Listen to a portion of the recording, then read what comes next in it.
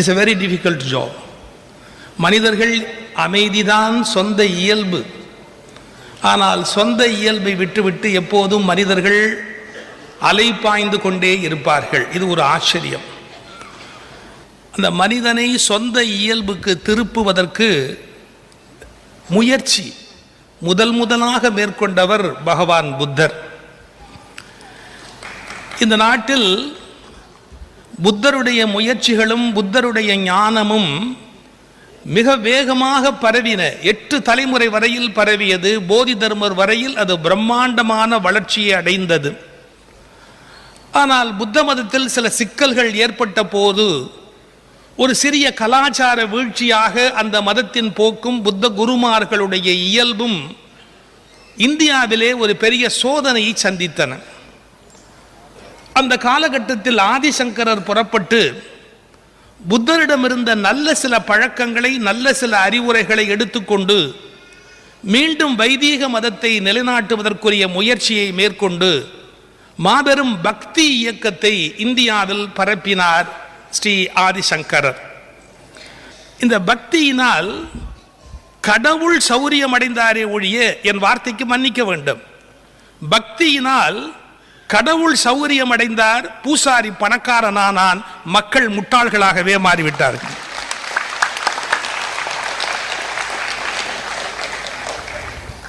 காரணம், பக்தி என்பதன் மூலம் வெளியில் இருக்கிற ஒரு ஆற்றலுக்கான வழிபாடாகவே அது போய் பிரச்சனை நம்மிடத்தில் இருக்கிறது என்கிற தெளிவு பிறக்காமல் போய்விட்டது.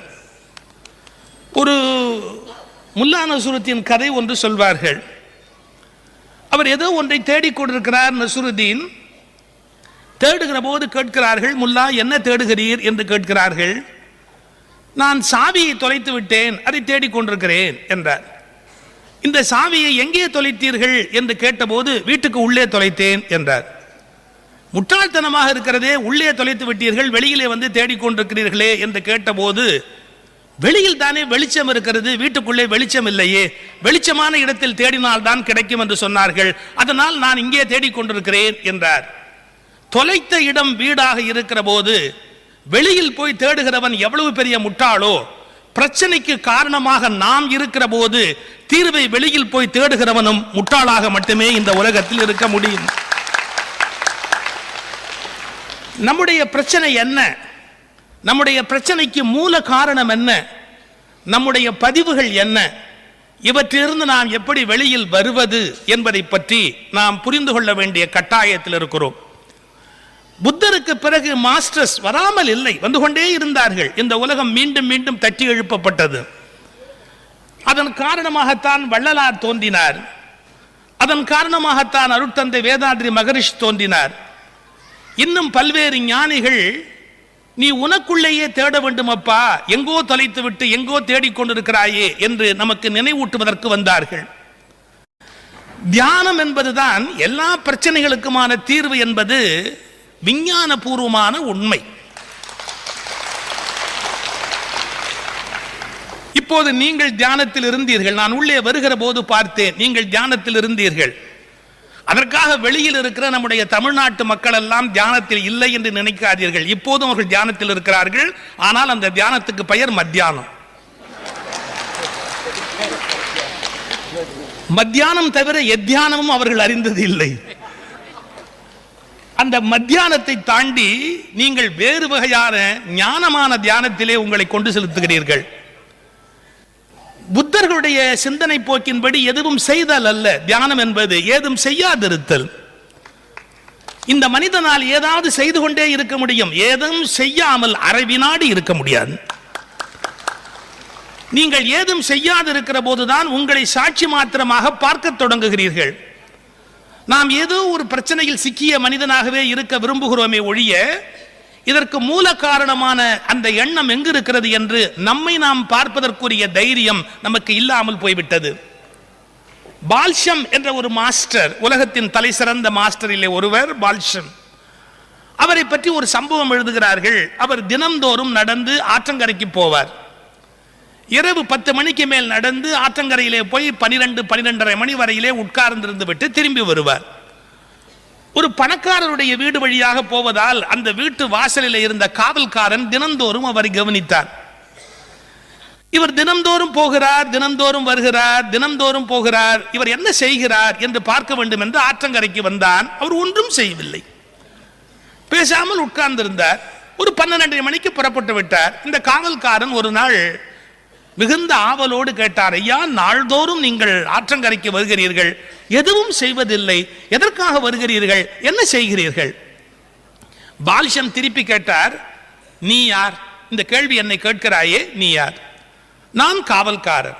நீ எதை காவல் செய்கிறாய்? நான் அந்த வீட்டை காவல் செய்து கொண்டிருக்கிறேன்.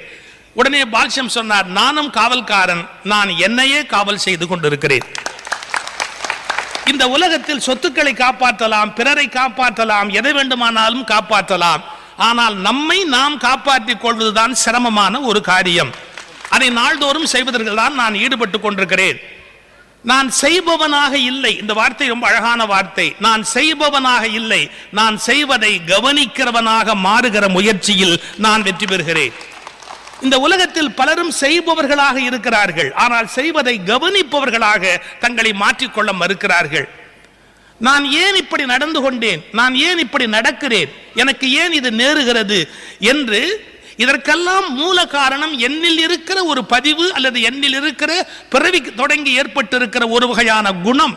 அதிலிருந்து நான் எப்படி வெளியில் வருவது என்பதை குறித்து யோசிக்க வேண்டும். நான் பஜனைக்கோ வழிபாட்டுக்கோ அர்ச்சனைக்கோ யாகத்துக்கோ யஜ்ஞத்துக்கோ எதிரானவன் அல்ல. எல்லாவற்றிலும் ஏதோ ஒரு அர்த்தம் இருக்கிறது, ஏதோ ஒரு நியாயம் இருக்கிறது. ஆனால் இவைகளெல்லாம் உங்களுக்கு மேம்போக்கான தீர்வுகளை தர முடியுமே ஒழிய ஆழத்திலிருந்து பிரச்சனையை கெல்லி எடுக்கக்கூடிய சக்தி தியானத்துக்கு மட்டும்தான் இருக்க முடியும் என்பதை அதை அனுபவித்து பார்த்தவர்கள் தான் உணர முடியும். காரணம், பிரச்சனையின் மூல வேர் நாம இருக்கிறோம். அப்படி இருக்கிற போது நமக்குள் நாம் பார்க்க தொடங்கினால் மட்டும்தான் உள்ளிருந்து பிரச்சனையை வெளியிலே எடுத்து போட முடியும். ஒரு வேடிக்கையான உதாரணம் சொல்கிறேன். ஒரு நண்பருடைய வீட்டுக்கு நான் போகிறேன். அந்த வீட்டில் நான் உள்ளே நுழைவதற்கு முன்பு ஏதோ ஒரு துர்நாற்றம் திடீரென்று புறப்பட்டிருக்கிறது. அந்த நண்பர் பார்க்கிறார், யாரோ இந்த மனிதன் வருகிறானே, இவன் வருகிற போது இந்த நாற்றம் இருந்தால் நன்றாக இருக்காது என்று ரூம் ஸ்ப்ரே, ஒரு வாசனை திரவியம், அதை வாங்கி நன்றாக ஸ்ப்ரே செய்கிறார். அந்த அறை முழுவதும் ஸ்ப்ரே செய்கிறார். அதன் பிறகு நான் உள்ளே நுழைந்து விட்டேன். இந்த ரூம் ஸ்ப்ரே எவ்வளவு நேரம் தாங்கும் என்று நினைக்கிறீர்கள்? ஒரு 40 நிமிஷம் ஒரு ரூம் ஸ்ப்ரே தன்னுடைய வித்தையை காட்ட முடியும். நான் பேசிக்கொண்டே இருக்கிறேன், கொஞ்ச நேரம் ஆகிறது, துர்நாற்றம் மீண்டும் வருகிறது. வேற ஒண்ணும் இல்லை, சோஃபா கடியில ஒரு எலி செத்து கிடக்குது. அவர் இன்னும் அதை கண்டுபிடிக்கல. ரூம் ஸ்ப்ரே அடிச்சிருக்கிறார். நான் மேல உட்கார்ந்து இருக்கிறேன். அப்புறம் திடீர்னு சொல்றேன், பிரதர் இங்க ஏதோ பேட் ஸ்மெல் வருது, ஏதோ ஒரு பேட் ஸ்மெல் வருது. அவர் உடனே என்கிட்ட சொல்றாரு, நீங்க வரத்துக்கு முன்னாடி வரைக்கும் இல்லைங்கோ. அப்ப ஏதோ பிரச்சனைக்கே நான் தான் காரணம் மாதிரி, நீங்க வரத்துக்கு முன்னாடி வரைக்கும் இல்லைங்கோ, இப்ப அடிக்குது ஸ்மெல்லு அப்படின்னு. நான் உடனே இல்ல ஒத்துக்க முடியாது என்னால, ஏன் இந்த ஸ்மெல்ல கண்டுபிடிங்க அப்படின்னு பார்த்து சோஃபாவை நகர்த்தினா ஒரு எலி செத்து 2 நாளா உள்ள இருக்குது. ஐயா, உள்ளே ஒரு செத்த எலியை வைத்துக் கொண்டு எவ்வளவு ரூம் ஸ்ப்ரே அடித்தாலும், ஊதுபத்தி ஏற்றினாலும், வாசனை திரவியம் பூசினாலும் எலியை வெளியில் போடாத வரையில் அந்த துர்நாற்றம் நீங்காது. உங்கள் ஆழ் மனதில் ஒரு கெட்ட குப்பையான எண்ணம் இருக்கிற போது எத்தனை கோயில் போனாலும், எவ்வளவு யாகம் நடத்தினாலும், எத்தனை சாமி கும்பிட்டாலும், எத்தனை இடத்துக்கு நீங்கள் போனாலும் செத்த எலியை வெளியில் போடாத வரையில் உங்கள் வழிபாட்டால் எந்த பயனும் கிடையாது. ஆனால் இன்று இதை சொன்னால் நாஸ்திகன் என்று சொல்லுகிறார்கள். காரணம், ஆஸ்திகம் என்றால் என்ன என்ற உண்மையை அறியாதவர்கள் இன்றைக்கு ஞானத்தையும் தியானத்தையும் பற்றி பேசுகிறவர்களை நாஸ்திகன் என்று முத்திரை குத்துவதை ஒரு வேலையாக வைத்திருக்கிறார்கள். உண்மையாக உணர்ந்து கொண்டால் தெரியும், தியானம் தான் ஞானத்தின் சரியான திறவுகோல். வேறு வழிபாட்டு முறைகள் நான் ஒரு மேம்போக்கான ஒரு அணுகுமுறை. அதன் மூலம் நீங்கள் பிரச்சனையை தற்காலிகமாக மறக்கலாம். சிறிது நேரம், ஒரு மறந்து போவதற்கு ஒரு அனஸ்தீசியா ஊசி போடுவது போல கொஞ்ச நேரம் நாம் மறந்து போவதற்கு ஏதோ ஒரு மாத்திரையோ மருந்தோ எடுத்துக்கொள்வது போல தற்காலிகமான நிவாரணத்தை தர முடியும். நிரந்தரமான தீர்வை தியானம் மட்டும்தான் தர முடியும். தியானம் என்பது உள்முக பயணம். அந்த உள்முக பயணத்துக்கு பல பேரும் தயாராக இல்லை. எனக்கு பத்ரிஜி அவரிடத்திலே கொஞ்ச நேரம் நான் பழகினேன் என்றாலும் அவரிடத்தில் நான் கண்ட சிறப்பு, ஏதோ இந்த வித்தை தன்னோடு வந்து தன்னோடு போய் தான் மட்டுமே இருக்க வேண்டும் என்ற ஒரு எண்ணத்தில் அவர் இல்லை. தான் என்ன அடைந்திருக்கிறாரோ அது எல்லோருக்கும் போய் சேர வேண்டும் என்பதில் அவர் தெளிவாக இருக்கிறார். புத்தர் இந்த உலகத்திலிருந்து விடைபெறுவதற்கு முன்பாக ஆனந்தர் என்ற அவருடைய சீடர் புத்தரிடத்தில் கேட்டார், பகவானே, நீங்கள் உங்களிடத்தில் வைத்திருக்கிற எல்லாவற்றையும் எங்களுக்கு வழங்கி விட்டீர்களா? ஏதாவது சிலவற்றை மறைத்து வைத்திருக்கிறீர்களா? சில குருமார்கள் அப்படி செய்வார்கள், தனக்கு இருக்கிற வித்தை முழுவதையும் கொடுக்க மாட்டார்கள். சீடர்கள் உடனே தனி மார்க்கெட்டிங் கம்பெனி தொடங்கி விடுவார்கள் என்று அவர்களுக்கு தெரியும். அதனால் முழு வித்தையையும் அவர்கள் கொடுப்பதற்கு தயாராக இருக்க மாட்டார்கள், ஒரு வித்தை பாக்கி வைத்திருப்பார்கள். ஆனந்தர் கேட்கிறார், பகவானே, நீங்கள் எல்லாவற்றையும் எங்களுக்கு கொடுத்திருக்கிறீர்களா, ஏதேனும் மறைத்திருக்கிறீர்களா என்று கேட்கிறார். அப்போது புத்தர் உள்ளங்கையை திறந்து விட்டு சொன்னார், ஆனந்தா, இந்த உள்ளங்கையில் ஏதாவது இருக்கிறதா? இல்லை. எப்படி இந்த உள்ளங்கையில் எந்த ஒளிவு மறைவும் இல்லையோ அப்படி என்னிடத்திலும் எந்த ஒளிவு மறைவும் இல்லை. என்னிடத்தில் இருக்கிற எல்லாமே உங்களுக்கு தரப்பட்டு விட்டது. ஏதோ ஒன்றை நான் என்னோடு கொண்டு போக வேண்டும் என்ற எண்ணத்தில் இல்லை. நான் என்னிடத்தில் இருக்கிற எல்லாவற்றையும் உங்களுக்கு கொடுத்து விட்டேன் என்று புத்தர் சொன்னார். இந்த ஒளிவு மறைவு இன்மை என்பதுதான் புத்த பாரம்பரியத்தினுடைய மேன்மையே. நத்திங் சீக்ரெட், தனக்குள்ள வைத்துக் கொள்வது அல்ல, அது எல்லோருக்கும் வழங்கப்பட வேண்டியது. அதில் எந்த விதமான ஒளிவு மறைவும் இல்லை. நான் சில குருமார்களோடு பழகி இருக்கிறேன். அவர்கள் தாங்கள் கடைசி வரை குருவாக இருப்பதையும் மற்றவர்கள் சாகிற வரை சீடராகவே இருப்பதையும் விரும்புகிறார். இதன் மூலம் நீங்கள் சீடர் பரம்பரையை உண்டு பண்ண முடியாது. மூடர் பரம்பரையை வேண்டுமானால் உண்டு பண்ண முடியுமே ஒழிய சீடர் பரம்பரையை உண்டு பண்ண முடியாது. ஒன்றை புரிய வைக்க வேண்டும், சீடனும் ஒரு குருவுக்குரிய சகல பொட்டன்சியோடும் இருக்கிறார். ஒவ்வொரு சீடனும் குருவுக்குரிய சகல தகுதிகளோடும் he has that potency. இதை ஐடென்டிஃபை பண்ண வேண்டியது ஒரு குருவோட வேலை. அவனுக்கு அதை அடையாளப்படுத்த வேண்டியதுதான் ஒரு குருவோட வேலை. நீங்க ஒரு பறவை பட்சி பாருங்க, ஒரு குருவி, ஒரு சின்ன பறவை கூட்டுக்குள்ள தன்னுடைய குஞ்சு பறவையை வச்சிருக்கும். முட்டையை உடைச்சு அடகாத்து அதுவே எல்லாம் பண்ணி அதுக்கு தினம் சாப்பாடு கொண்டாந்து கொடுக்கும். போய் ஒரு புழுவை எடுத்துட்டு வரும், நசுக்கும். அந்த புழுவை தன்னுடைய வாயில வச்சு அந்த குஞ்சு பறவைக்கு ஊட்டி விடும். ஒரு நாள் செய்யும், 2 நாள் செய்யும். நான் படிச்சிருக்கேன், குருவி 8 நாள் செய்யுமா தன்னுடைய குஞ்சு பறவைக்காக. 8 நாள் குருவி, தாய்க்குருவி பாடுபடும் அப்படிங்கிறார். அப்படியே கொடுக்கும், நசுக்கும் குசுக்கும் எல்லாம் பண்ணி ஒரு மாதிரியா அந்த உணவை கொடுக்கும். ஆனா நல்ல கவனிங்க, 8வது நாளைக்கு அப்புறம் அந்த குஞ்சு பறவைக்கு தாய் பறவை வந்து கொடுக்காது. காணுமேனு இந்த குஞ்சு பறவை எல்லாம் தத்தளிக்கும். அந்த கூட்டோட ஓரத்துல வந்து உட்கார்ந்துக்கும். அம்மா பறவையை காணுமே, சாப்பாடு வரலையே, அம்மா பறவையை காணுமே, சாப்பாடு வரலையே அப்படின்னு தவிக்கும்.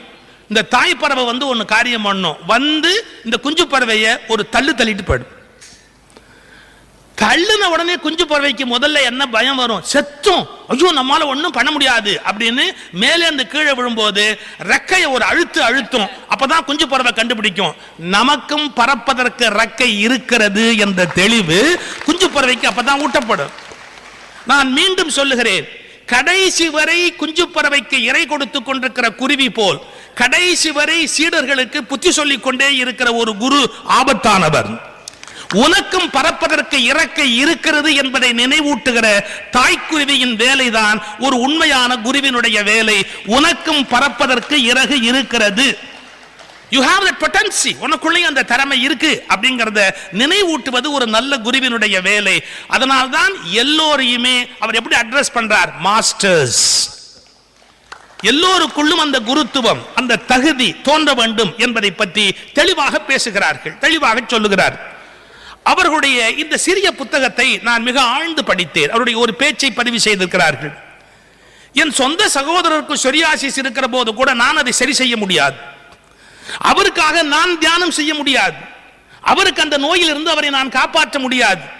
அவர் காப்பாற்றிக் கொள்ள வேண்டும் என்றால் அவர்தான் தியானம் செய்து தன்னை காப்பாற்றிக் கொள்ள வேண்டுமே ஒழிய நான் எந்த மாய வித்தையும் செய்வது என்னுடைய வேலை இல்லை. Is very clear. தனக்கு வேண்டிய அந்த தியானத்தில் ஈடுபடுகிற போதுதான் தனக்குள் பதிந்திருக்கிற பிழையான பதிவுகள் கரைய தொடங்குகின்றன. பெருவாரியான தோல் நோய் என்பது, ஒரு மனிதனுடைய தோல் நோய் என்பது அவனுடைய தவறான பதிவுகள்.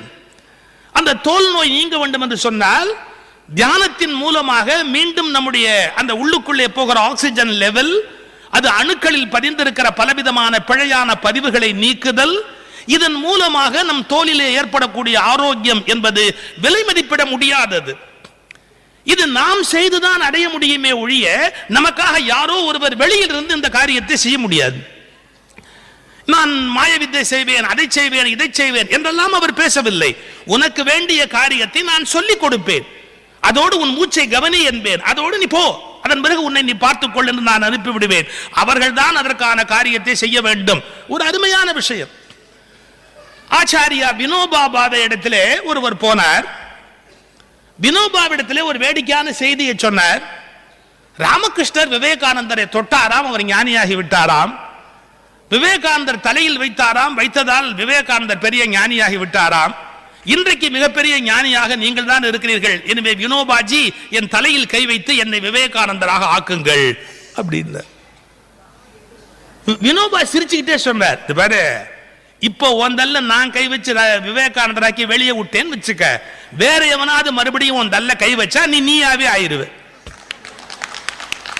ஆனா நீயாவே விவேகானந்தர் ஆயிட்டேன்னு வச்சுக்க, ஒரு பையன் ஒன்னும் அசைக்கவே முடியாது. அதனால என்னால விவேகானந்தர் ஆகிற வேலை உனக்கு வேணாம், நீயாவே விவேகானந்தர் ஆகிற வேலையை பாரு அப்படின்னு வினோபா சொல்லி அனுப்பினார். இது பெரிய உண்மை. என் சொந்த சகோதரனாகவே ஆனாலும் சொரியாசிஸ் வரும் என்று சொன்னால் அவன்தான் அதை தியானத்தின் மூலம் சரி செய்து கொள்ள முடியுமே ஒழிய நான் ஒரு அற்புதத்தின் மூலம் அதை செய்ய வேண்டிய கட்டாயம் இல்லை. That is not my job. நான் அதற்காக இங்கே வரவில்லை. அவர் ரொம்ப தெளிவாக சொல்கிறார், that is not my job. யோசிக்க வேண்டிய விஷயம்.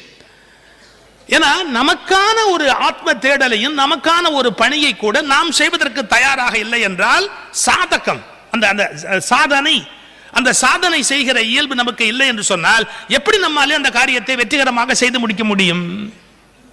எனவே மனிதர்கள் முயற்சி மேற்கொள்ள வேண்டும், பயிற்சி மேற்கொள்ள வேண்டும், தன்னைத்தானே செதுக்கிக் கொள்ள வேண்டும் என்கிற அற்புதமான அந்த சிந்தனையைத்தான் அவர்கள் போதனையின் மூலம் வெளிப்படுத்துகிறார்கள். இன்னொரு புத்தகம், அவர்கள் புத்தகத்தை படித்துக் கொண்டிருந்தேன், ஆன்மீக விஞ்ஞானம் ஓர் எளிய வழிகாட்டி என்கிற ஒரு புத்தகம். இந்த நாட்டில் நீண்ட காலமாக பேசப்பட்டு வருகிற ஒரு குழப்பமான விஷயத்திற்கு அவர்கள் தம்முடைய பார்வையிலே ஒரு விளக்கம் சொல்கிறார்கள். வேதத்திலேயே 4 வர்ணங்கள் பேசப்பட்டிருக்கின்றன. இந்த வர்ணங்கள் பிறப்பினால் வருகிறதா அல்லது குணத்தினால் வருகிறதா, அவர்களுடைய இயல்பினால் வருகிறதா என்று நூற்றுக்கணக்கான கேள்விகள் இருக்கின்றன. இதற்கு பதில் சொல்லுகிற போது ஒரு சிக்கல் இருக்கிறது. மன்னித்துக் கொள்ளுங்கள், இந்த நூற்றாண்டில் உண்மையை உண்மையாக சொன்னால் ஏற்றுக்கொள்ளக்கூடிய பக்குவம் பலருக்கு இல்லை. எல்லாவற்றுக்கும் ஜாதி பார்க்கிறார்கள் அல்லது வேறு அடையாளங்களை தேடுகிறார். யாரோ ஒரு விஷயம் சொன்னா இந்த விஷயம் அவர் சொல்றாரு அப்படின்னு கேட்க மாட்டாங்க. சொன்ன உடனே நீ யாரு, கள்ளரா, நீ மறவரா, நீ அதுவா இதுவா, உடனே ஜாதியை பற்றி அளவுகோல் எடுத்து கையில் எடுத்து தேட ஆரம்பிப்பாங்க. இந்த உலகத்துல எதுவுமே இல்லாம நல்ல விஷயம் சொல்லுவான்ற நம்பிக்கையே போயிடுச்சு. யாரா இருந்தால் நீங்க நம்ப மாட்டீங்க சார், என் கூட ஒரு பையன் படிச்சுக்கிட்டு இருந்தான் சார், எம்ஏ முடிச்ச உடனே அவனுக்கு தீசிஸ் பண்ணணும், லெக்சரர் சொல்றாரு ஒட்டக்கூத்தரை பத்தி தீசிஸ் பண்ணுன்னார். அவன் ஆச்சரியமா கேட்டான், ஏன் சார் விஷயமே கிடைக்காது சார், கம்பரை பத்தினா 10 புத்தகம் கிடைக்கும், ஒட்டக்கூத்தரை பத்தினா ஒண்ணுமே கிடைக்காது, ஏன் சார் ஒட்டக்கூத்தரை பண்ண சொல்றீங்க? இல்ல அவரும் முதலியாரு, நீயும் முதலியாரு, நானும் முதலியாருன்னார். யாரு? ஹெச்ஓடி சொல்றாரு, அவரும் முதலியாரு, நீயும் முதலியாரு, நானும் முதலியாரு, அதனால ஒட்டக்கூத்தரை பத்தி எவனும் பிஹெச்டி பண்றதுக்கு ஆள் இல்ல, ஒட்டக்கூத்தரை பத்தி பிஹெச்டி பண்ணு அப்படிங்கிற. இந்த நாடு உருப்படும் நினைக்கிறீங்க? ஏன் சார் பிஹெச்டி பண்றதுக்கு எவ்வளவு விஷயம் இந்த உலகத்துல இருக்கு. முதலியாருங்கிறது அப்படிதான். சப்போஸ் அதுக்காக அந்த ஒரு கேஸ்ட் நான் சொல்லிட்டேன் தப்பா நினைக்கிறேன், நாளைக்கு அவங்க எல்லாம் என் மேல அவங்க சங்கத்துல நோட்டீஸ் விட்டா அந்த அர்த்தத்துல சொல்லல. இன்னைக்கு யாரா இருந்தா பாரதியார்னா பிராமணருங்கிறான், பாபு சிதம்பரம்னா புள்ளமாறு அப்படிங்கிறான். அட காமராஜர் நேர்மையா இருந்தார்னா நாடார் சார் அதான் நேர்மையா இருந்தாரு அப்படிங்கிறான். எனக்கு ரொம்ப ஆச்சரியமா இருக்கும். இவர்கள் எல்லோரும் சாதிக்க பிறந்தவர்கள், சாதிக்க பிறந்தவர்கள் அல்ல. இவர்கள் எல்லாம் சாதிக்க பிறந்தவர்கள். அவங்க லட்சியமே வேற, அவங்க நோக்கமே வேற, அவங்க அதெல்லாம் கடந்து வெளியில வந்தவங்க. அவங்கள கூட நம்ம காஸ்டா ஐடென்டிஃபை பண்ணி ரொம்ப மோசமான ஒரு பழக்கத்துக்கு போயிட்டோம். இப்ப நம்ம எப்படி பார்க்கணும் ஒருத்தரை? இந்த பிறவியில பூமியில வருகிற போது அதிகமான பயம் உடையவர்கள், வேறு வகையான உலகியல் எண்ணங்களையே விரும்புகிறவர்கள், உலகாயாத ரீதியில் தொழில் செய்பவர்கள், இவர்கள் தான் அந்த 4ஆம் வர்ணமாக நாம் சொல்லுகிற வர்ணத்தில் இருக்கத்தக்கவர்கள். வைசியர்களை பற்றி சொல்லுகிறார். இவர்கள் கொஞ்சம் அதை விட குறைவான அந்த மனித பிறவியில் கொஞ்சம் முன்னேறிய நிலையில் இருக்கிறவர்கள், சிறிதளவு பயமும் சிறிதளவு ஞானமும் கொண்டவர்கள். வியாபாரம் செய்பவர்களாகவும் பிறர் பால் கருணை கொண்டு பொருள் தானம் செய்பவர்களும் இவர்களே. சத்திரர்களை பற்றி சொல்லும் போது இவர்கள் 100 to 300 பிறவிகள் எடுத்திருப்பார்கள். இவர்களுக்கு பயம் என்பதே இல்லை. That is the qualification. யார் எதுக்குமே பயப்படுறது இல்லையோ அவர்தான் சத்திரியனா இருக்க முடியும் இந்த உலகத்துல. இவர்களுக்கு பயம் என்பதே இல்லை. ஆனால் ஆன்மீக வளர்ச்சி இருக்காது, ஆன்மீகத்தை பற்றிய தெளிவு இருக்காது. இவர்கள் போர் வீரர்களாக இருப்பார்கள். ராஜாக்களும் சத்திரியர்களே, நாட்டை காக்கும் பொறுப்பு இவர்களது தொழில். கடைசியா பிராமணர்கள் ஆன்மீக ரீதியாக மிகுந்த முன்னேற்றம் கண்டவர்கள். 300க்கும் மேற்பட்ட பிறவிகள் எடுத்து அனுபவத்தில் பற்பல விஷயங்களை கொண்டு ஆன்ம பலத்தை பெற்றவர்கள். பயம் என்பது இம்மையும் இல்லாதவர்கள், அறிவு பிரகாசம் உடையவர்கள், முக்தி மார்க்கத்தில் பயணித்துக் கொண்டிருப்பார்கள். ஞானிகள் யாவரும் பிராமணர்களே. உண்மையில் இதுதான் ரொம்ப முக்கியம். உண்மையில் ஒருவர் அந்தணர் வம்சத்தில் குடும்பத்தில் பிறந்திருப்பினும் பிரம்ம ஞானம் இல்லை என்றால் அவர் பிராமணர் அல்லர். Don't claim anything by birth. நீ ஏதோ ஒரு பிறவியில பிறந்து விட்டதாலே, அந்த ஜாதியில பிறந்து விட்டதாலேயே அதை நீ கிளைம் பண்ண முடியாது. It is a qualification to be attained. It is a qualification to be attained. உன்னுடைய முயற்சியாலும் பயிற்சியாலும் உன் தவத்தாலும் உன் வாழ்வியலாலும் நீ அடைய வேணும். சார் இல்லைன்னு சொன்னா விஸ்வாமித்திர பிராமணன் ஆக முடியுமா? கொஞ்சம் யோசிச்சு பாருங்க. அது முயற்சியாலும் பயிற்சியினாலும் தவத்தினாலும் அடைய வேண்டிய ஒன்று. இந்த நாடு எவ்வளவு அழகா கதை எழுதி வச்சான் சார். கதை எழுதி வச்சதை மறந்துட்டு கதை புழுகுனவன் எல்லாம் பெருசா நினைக்கிறான் சார். ஒரு செகண்ட் இருப்போம். விஸ்வாமித்திரர் பை பர்த் சத்திரியன். அவருக்கு அரசர் விட அந்தன தன்மையில இருக்கிற வசிஷ்டர் பெரிய ஆளா தெரிஞ்சிட்டாரு. பிரம்ம ரிஷியா இருக்கிறாரு. யாரு? வசிஷ்டர். உடனே அவர் நினைக்கிறாரு இவருடைய ஸ்தானத்தை நாம அடையணும் அப்படின்னு சொல்லி நான் போய் தவம் பண்ண போறேன் அப்படின்னு 1000 வருஷம் தவம் பண்றாராம் விஸ்வாமித்திரர். கதை 1000 வருஷம் தவம் பண்ணிட்டு, ஆனா யாரு பேப்பர் திருத்தி மார்க் போடணும்னா வசிஷ்டர் தான் போடணும். நீ அந்த எக்ஸாம் பாஸ் பண்ணியா இல்லையான்னு பேப்பர் மார்க் போடுற பவர் அவர்கிட்ட தான் இருக்குது. போய் பார்த்து அந்த காலத்துல ஒரு கணக்கு சொல்றான். அவர் பிரம்ம ரிஷியா ஏத்துக்கிட்டா என்ன பண்ணுவாரு, இல்ல நீ சத்திரியன்னு ஃபெயில் பண்ணிட்டா என்ன பண்ணுவாருன்னா எப்படி சொல்றாங்க இது பாருங்களேன். விஸ்வாமித்திரர் போய் இப்படி கும்பிட்ட உடனே பதிலுக்கு வசிஷ்டர் கும்பிட்டா அவர் பாஸ் பண்ணி பிராமணர் ஆயிட்டார். அவர் கும்பிட்ட உடனே இப்படின்னு ஆசீர்வாதம் பண்ணிட்டா அவர் சத்திரியராகவே ஃபெயில் ஆயிட்டார். இப்ப வசிஷ்டரை போய் 1000 வருஷம் தவம் பண்ணிட்டு போய் கும்பிடுறாரு. யாரு? விஸ்வாமித்திரர். நம்ம வசிஷ்டர் ஜென்ட்லா இப்படின்ட்டு ஃபெயில். திரும்பி உட்கார்ந்து தவம் பண்ணிட்டு திரும்பி போனார். இப்படி ஒரு 2-3 தடவை போனாராம். யாரு? விஸ்வாமித்திரர். போயிட்டு கடைசியா என்ன நினைச்சாராம், இந்த தடவை இந்த பய என்ன ஒழுங்கா பாஸ் போடலன்னா அவனை போட்டு தள்ளிட வேண்டியது.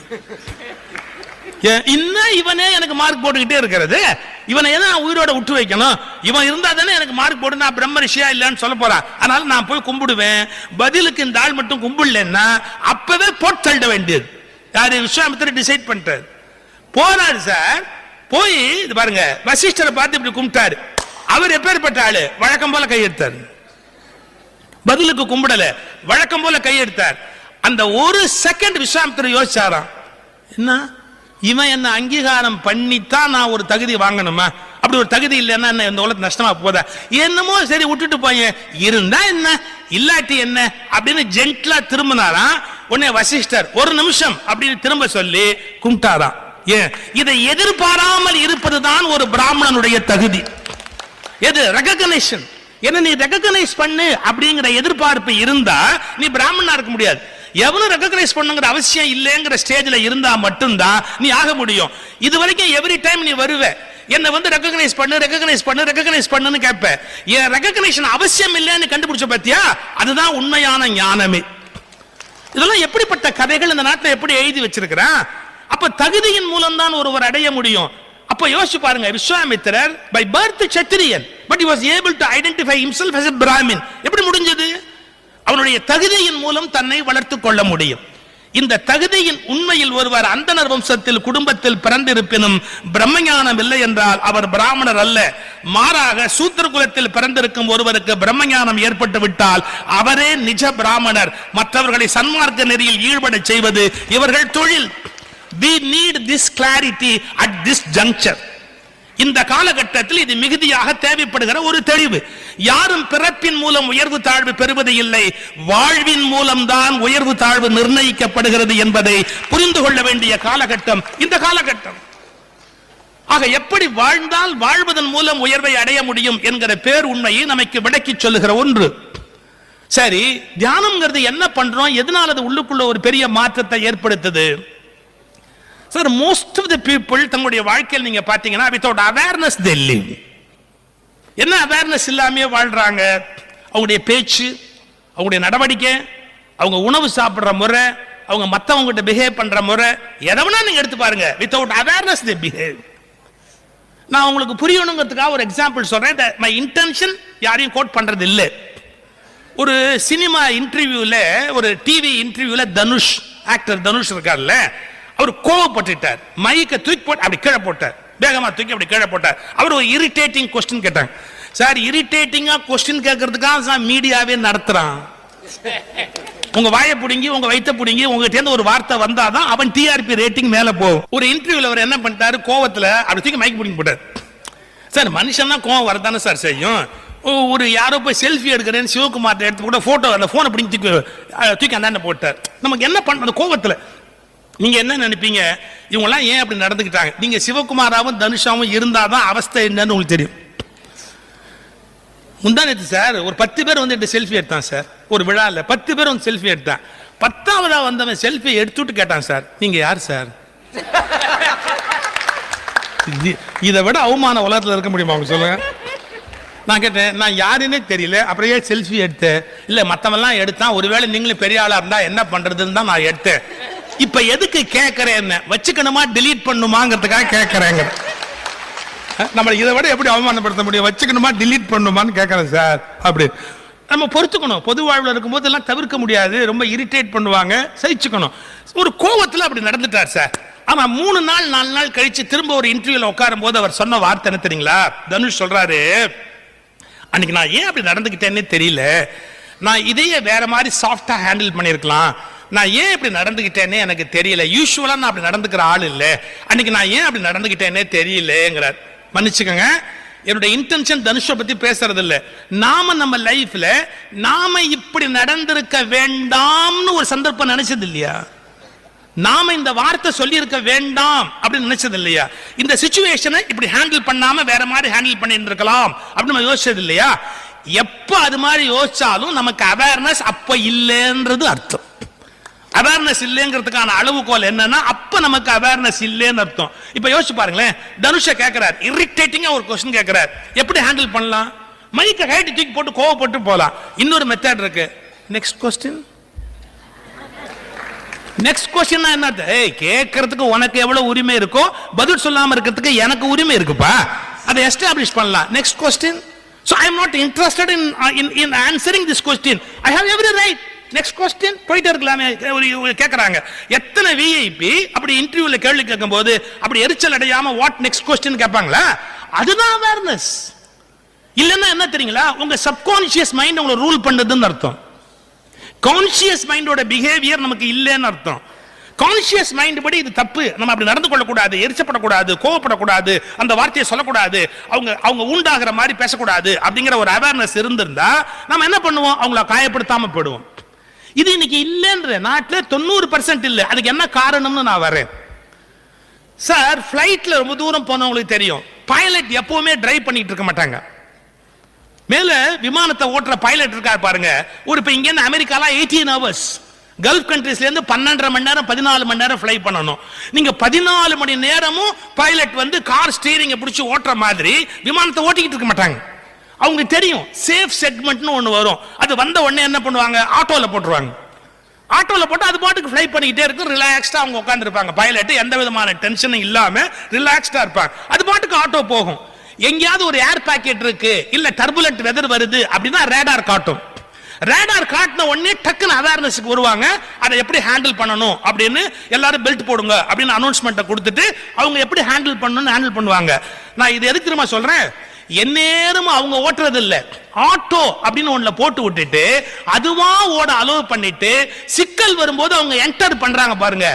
மனுஷன் 90% அவன் லைஃப ஆட்டோல போட்டு விட்டுட்டு அது இஷ்டத்துக்கு என்னென்ன அமக்கலம் பண்ணுதோ எல்லாத்தையும் பார்த்துட்டு எப்பவாவது தான் அவேர்னஸுக்கே வர்றான். அவன் ஆட்டோல போட்டு விட்டுறான். என்ன அது இது சாப்பிடலாமா சாப்பிடக்கூடாதா அவேர்னஸ் கிடையாது. இப்ப சாப்பிடலாமா சாப்பிடக்கூடாது அவேர்னஸ் கிடையாது. இந்த வார்த்தை பேசலாமா பேசக்கூடாது அவேர்னஸ் கிடையாது. அது பாட்டுக்கு பரம்பரையாவே அந்த கெட்ட வார்த்தை பேசி பழகி இருப்பான். எந்த சிச்சுவேஷனை எப்படி ஹேண்டில் பண்ணணும் அப்படிங்கறது தெரியாது. எனக்கு தோணல சார், நான் என்னமோ வழக்கம் போல அப்படி நடந்துகிட்டேன் அப்படிம்பா. எல்லாம் ஆட்டோல போட்டுருக்கான். நீ எப்ப நீ ஓட்ட போற? நல்ல கவனிங்க. உங்கள் சுவாசத்தை நீங்கள் கவனிக்க தொடங்கினால்தான் நாம அதை ஆட்டோல போட்டிருக்கிறோம் அப்படின்னு கண்டுபிடிச்சு அதை நாம டேக் ஓவர் பண்ணி நாம ஓட்டணும் அப்படிங்கிற பிரஜை எப்ப வரும்னா, யார் சுவாசத்தை கவனிக்கிறார்களோ அவர்கள் தான் ஆட்டோல இருந்து சுவாசத்தை மேனுவலா மாற்றி தன்னைத்தானே ஆளுகிற கலையை கண்டுபிடிப்பார். அது பாட்டுக்கு ஓடுது, ஆட்டோல ஓடுது, நம்ம சுவாசம் ஓடிக்கிட்டே இருக்கு, ஆட்டோல ஓடுது, அது பாட்டுக்கு ஓடுது. அப்ப கர்ம வினைக்கு தகுந்தாப்புல எல்லாம் நடந்துகிட்டே இருக்கு. நீங்க மேனுவல் ஆக்கணும் சுவாசத்தை. நான் இன்ஹேல் பண்றேன், நான் இவ்வளவு நேரம் உள்ள வச்சிருக்கேன், நான் இவ்வளவு நேரம் வெளியில விடுறேன், எனக்கு இது நடக்குது, என்ன நடக்குது அப்படின்னு நான் கவனிக்க ஆரம்பிச்சா, சுவாசத்தை எவன் தன்னுடைய நிர்வாகத்தில் எடுக்கிறானோ, சுவாசத்தை எவன் தன்னுடைய நிர்வாகத்தில் எடுக்கிறானோ அவன் வாழ்க்கை என்கிற வாசத்தை தன்னுடைய நிர்வாகத்தில் எடுத்து விடுகிறார். He is taking his life in his control. டோட்டலா அவன் கையில கொண்டாந்துட்டான். சார் அது இஷ்டத்துக்கே போயிட்டே இருந்தா, அது இஷ்டத்துக்கே போனா அது இஷ்டத்துக்கு போன விதிப்படியே வாழ்க்கை போகும். அது நம்முடைய இஷ்டத்துக்கு மாத்தணும், நம்முடைய நிர்வாகத்துக்கு மாத்தணும். இதுல எத்தனையோ ஸ்டேஜஸ் இருக்கு. அதுல ஒரு ஸ்டேஜ் என்ன சொல்லுகிறார்கள், முதல்ல சைவ உணவுக்கு வாப்பா அப்படின்னு. ஏன்னா நம்ம இந்த நாவின் சுவைக்கு அடிமை. ஓஷோ கிட்ட ஒருத்தர் ஒரு கேள்வி கேட்கிறார், என்ன சார் பெரிய வெஜிடேரியனிசம்? அவர் கேட்கிறார், அவர்கிட்ட கேட்கறாங்க, என்ன சார் பெரிய வெஜிடேரியனிசம்? உயிரை கொன்னா பாவம்னா, ஆட்டை கொண்டாலும் பாவம் தான், எழுதழைய கொண்டாலும் பாவம் தான், பாவம் தானே. ஒரு பியூட்டிஃபுல் ரிப்ளை சொல்றார் ஓஷோ. பாரு, ஒரு விலங்கு இன்னொரு விலங்கு தின்னுதுன்னு வச்சுக்க, அப்ப என்ன நடக்குதுன்னு நீ கவனிச்சியான்னு கேட்டார். ஒரு விலங்கு இன்னொரு விலங்கு தின்னதுன்னா என்ன நடக்குது தெரியுமா? இது நாள் வரைக்கும் அதுகிட்ட எவ்வளவு பதிவு இருந்ததோ அவ்வளவு பதிவு இதுக்கு டிரான்ஸ்பர் ஆகுது. இது எதை திங்குதோ அதுக்கு இந்த பதிவு முழுக்க டிரான்ஸ்பர் ஆகுது. அப்படியே டிரான்ஸ்பர் ஆகி சேகரிச்சு வச்சிருக்கிற விலங்கு நீ தின்னா அதனுடைய பலவிதமான பதிவுகள் உனக்கு டிரான்ஸ்பர் ஆகும். தாவரங்களுக்கு கர்ம பதிவு கிடையாது. அதனால நீ தாவரங்களை சாப்பிடுவதன் மூலமா அதுக்கு கர்ம பதிவு உனக்கு வராது. விலங்குகளை சாப்பிடுவதன் மூலம் அதனுடைய கர்ம பதிவு உனக்கு வர்றதால இதெல்லாம் சால்வ் பண்ணி நீ வெளியே போறதுக்கு லேட் ஆகும். இதெல்லாம் சால்வ் பண்ணி நீ வெளியே போறதுக்கு லேட் ஆகும். அதனால better you prefer vegetarian food. Osho ஒரு வித்தியாசமான கோணத்துல சொல்றார். வாரியார் சுவாமி ஜனரஞ்சகமா சொல்வார், பொதுமக்கள் ஏத்துக்கிற மாதிரி சொல்வார். அவர் ரொம்ப அழகா ஒரு வார்த்தை சொன்னார். இப்ப அவர் செத்து போயிட்டாரு, அவர் எங்கப்பா புதைச்சாங்க? சுடுகாட்டில் புதைச்சாங்க. ஓ, இந்த இவர் செத்து போயிட்டாரு, அவர் எங்கப்பா புதைச்சாங்க? அவர் அந்த சுடுகாட்டில் புதைச்சாங்க. ஒருத்தர் வந்தவன சொன்னார், இவர் ஒரு மொபைல் சுடுகாடுன்னார். இவர் ஒரு மொபைல் சுடுகாடு. என்ன, ஆடு கோழி எல்லாம் செத்தா இந்த ஆள் வயிற்றுல புதைச்சிடறான், அதனால இவன் ஒரு மொபைல் சுடுகாடு, நடமாடும் சுடுகாடுன்னார். எதெல்லாம் செத்தாலும் தூக்கி உள்ள போச்சுக்கிறா அப்படி. உடனே அவர் ஒரு வித்தியாசமா விளங்க சொல்ல ஆரம்பிச்சார். சாமி, நான் வீட்டுக்கு சாப்பிட வரணும்னு கூப்பிட வந்தேன், எங்க வீட்டுல சமையல் கட்டு வெவ்வேறு, அருவாமனை வெவ்வேறு, சமைக்கிறவங்க வெவ்வேறு, கரண்டி வெவ்வேறு, அப்படி வச்சிருக்கிற சாமி. சைவத்தையும் அசைவத்தையும் நாங்க கலக்கவே மாட்டோம், தனித்தனியா. எப்ப எல்லாம் தனித்தனியா வச்சிருக்கிய? வயிறு ஒண்ணு வச்சிருக்கியா, தனித்தனி வயிறு வச்சிருக்கியாப்பா? அசைவத்துக்கும் அதே வயிறு, சைவத்துக்கும் அதே வயிறு தானே, அப்புறம் என்ன பெரிய வித்தியாசம் பாழ போகுது? யோசிக்கணும். நம்ம ஏன் அசைவ உணவு சாப்பிடுவதன் மூலமா எவ்வளவு சிக்கல்களுக்கு உள்ளாகும். நீங்க ஜூல போய் பார்த்தாலே தெரியும். சைவம் சாப்பிடுற விலங்குகள் பாத்தீங்கன்னா கொஞ்சம் அமைதியா இருக்கும். அசைவம் சாப்பிடுற விலங்குகள் பாருங்க ரெஸ்ட்லெஸ்ஸா இருக்கும். சோ நம்முடைய லைஃப்ல நம்ம மன அமைதி போய் மனசுல கிளர்ச்சியை உண்டு பண்ணி நம்முடைய மன விருப்பு வெறுப்புகளுக்கு ஏற்ப வாழுகிற ஒரு வாழ்க்கைக்கு அசைவ உணவு ஒரு மிகப்பெரிய காரணமா போயிடும். அதனால சைவ உணவுக்கு மாறுவது என்பது the first step. தன்னை பற்றி அவேர்னஸ் உண்டு பண்றதுக்கான ஒரு ஃபர்ஸ்ட் ஸ்டெப். நீங்க ஒவ்வொன்றையும் நமக்கு அந்த விழிப்புணர்வு வேணுங்க. நீங்க இந்த மாதிரி நல்ல மார்க்கத்தில் இருக்கிறீங்க, பிரமிடை கொண்டு தியானம் பண்றீங்க, அதுல இன்னொரு சௌகரியம் இருக்கு. மனுஷன் என்னதான் தன் முயற்சியோட பண்ணா கூட சில சமயத்துல எக்ஸ்டர்னல் சப்போர்ட்ஸ் இருந்தா நல்லது. பிரமிடோட ஷேப்பு, பிரமிடோட தன்மை, அது உள்ள இருக்கிறத ப்ரிசர்வ் பண்ணக்கூடிய ஆற்றல், அது மாதிரி பிரமிடினுடைய அந்த குவாலிட்டிஸ், அது எக்ஸ்டர்னலாவும் நம்மளை சப்போர்ட் பண்றதுக்கான வாய்ப்பு இருக்கு. அதனால இந்த மெத்தடை நீங்க பண்ணும்போது இந்த தியானத்துல ஆழமா பிரவேசிப்பதற்கும் மிக நீண்ட உறுதியோடு அந்த முறையை பின்பற்றுவதற்கும் இது உங்களுக்கு கண்டிப்பா துணையாக இருக்க 100% வாய்ப்பு உண்டு. இவைகள் நீங்கள் பின்பற்றுவதன் மூலம் என்டையரா ஒரு புது மனுஷனா மாறுறீங்க. இந்த உலகத்துக்கு எப்படிப்பட்ட மனுஷன் வேணுமோ அப்படிப்பட்ட மனுஷனா நீங்க உருவாகி வெளியில வர்றீங்க. சார், நான் முதல்ல சொன்ன பாருங்க, ஆட்டோல போட்டா தப்புன்னு சொன்ன பாத்தீங்களா? இன்னொரு எக்ஸாம்பிள் சொல்றேன். அமெரிக்கால இருந்து சிம்பன்சின்னு ஒரு குரங்கு வகை இருக்கு பாருங்க, அதை ஒரு ஜூல இருந்து இன்னொரு ஜூக்கு டிரான்ஸ்ஃபர் பண்ணான். சிம்பன்சி வந்து கிட்டத்தட்ட நம்முடைய குவாலிட்டிஸும் அதனுடைய குவாலிட்டிஸும் 99% ஒத்து போகும். ஈவன் ஜெனட்டிக்கலி கோடே கூட ஒத்து போகுது அவ்வளவு தூரத்துக்கு அப்படிங்கிற. அந்த சிம்பன்சிட்ட ஒரு நல்ல குணம், கிட்டத்தட்ட மனுஷன் மாதிரியே பிஹேவ் பண்ணும். அதனுடைய இது அதை பிடிச்சி என்ன பண்ணா, ஒரு ஜூல இருந்து இன்னொரு ஜூக்கு டிரான்ஸ்ஃபர் பண்ணா, 2 செக்யூரிட்டியை கூட போட்டான், அதை உட்காந்து வச்சு ஒரு சின்ன ஃபிளைட்ல அனுப்பிச்சான். ஒரு 16 பேர் போற ஃபிளைட்ல அனுப்பிச்சான். சார், நடுவில் அந்த ஃபிளைட் ஆக்சிடென்ட் ஆயிடுச்சு. எல்லாம் போயிட்டான் சார். இது ஒன்று மட்டும் தப்பிச்சது. இது எங்க பிடிச்சி தொங்கி எப்படி தப்பிச்சதோ தெரியல. இது ஒன்று மட்டும் தப்பிச்சிருக்கு. உடனே அதை வச்சு அந்த என்கொயரி பண்ற ஆபீசர் அதை வச்சு என்கொயரி பண்ணா. அதுங்க நல்ல புத்திசாலித்தனமாக பதில் சொல்லும். அதுங்களுக்கு ஒரு கிளவர்னஸ் உண்டு. வச்சு என்கொயரி பண்ணா எத்தனை மணிக்கு ஆக்சிடென்ட் ஆச்சுன்னா, அது வெடுக்குன்னு அவன் வாட்சை பிடுங்கி திருப்பி டைம் வச்சு காட்டுச்சு. அவங்க கேட்டான், 7:15 மணிக்கு ஆக்சிடென்ட்டா அப்படின்னா. இப்போ நான் சொல்றப்ப அது சொல்ற மாதிரியே இருக்குல்ல? தெரியும் 1:30 மணிக்கு நீங்க என்ன நினைப்பீங்கன்னு எனக்கு தெரியாது அப்படின்னு. அடுத்தாப்புல ஆக்சிடென்ட் ஆனப்ப பைலட் என்ன பண்ணிக்கிட்டு இருந்தான்? பைலட் உடனே சொல்லிச்சு, குடிச்சிக்கிட்டு இருந்தானோ அப்படின்னா. சரி, ஒழிஞ்சு போகுது. பைலட் குடிச்சிக்கிட்டு இருந்தான். உனக்கு செக்யூரிட்டி போட்டமே அவனுங்கெல்லாம் என்ன பண்ணாங்க? தூங்கிட்டு இருந்தாங்களா? நீ என்ன பண்ண? அது சொல்லிச்சு, நான் தான் ஓட்டினேன். ஏன் சார், இது ஓட்டின பிளேன் வந்து ஆக்சிடென்ட் ஆகாம இருக்குமா சார்? இது வெறும் கதை இல்லை, இதுதான் நம்ம வாழ்க்கை. நம்முடைய வாழ்க்கை என்ற விமானத்தையும் மனம் என்ற குரங்கு ஓட்டினா ஆபத்து வரும். விழிப்பு நிலையோடு கூடிய அறிவு என்பது ஓட்டினா தானே சார் விபத்து இல்லாம இருக்கும். அவேர்னஸ்,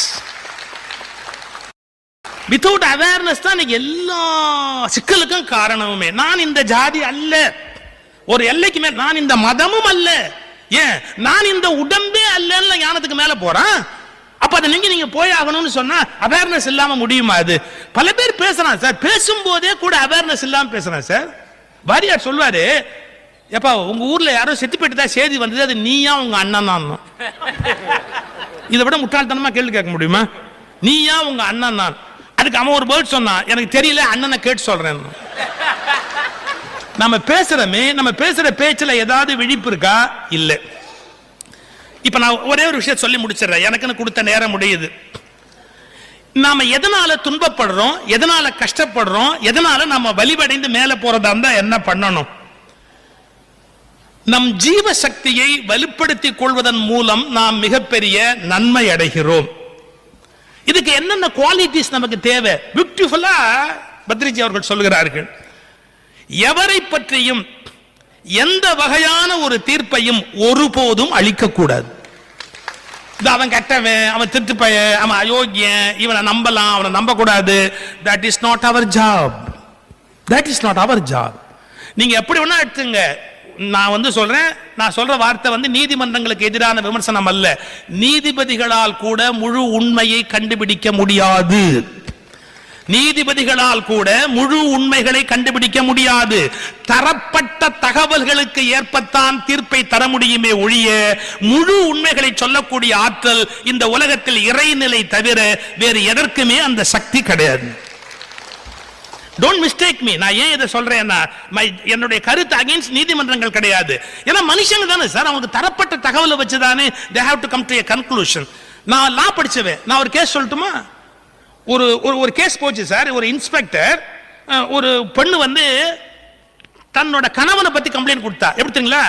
டாக்டர்கிட்ட மிஸ்பிஹேவ் பண்ணிட்டாரு, மகள் கிட்ட அப்பா தப்பா நடந்துக்கிட்டாருன்னு வழக்கு கொடுத்தா. புட்சத்துக்கு 8 வருஷம் உளுத்திக்கு போட்டான். அந்த ஜட்ஜு கொலைக்கிறான்.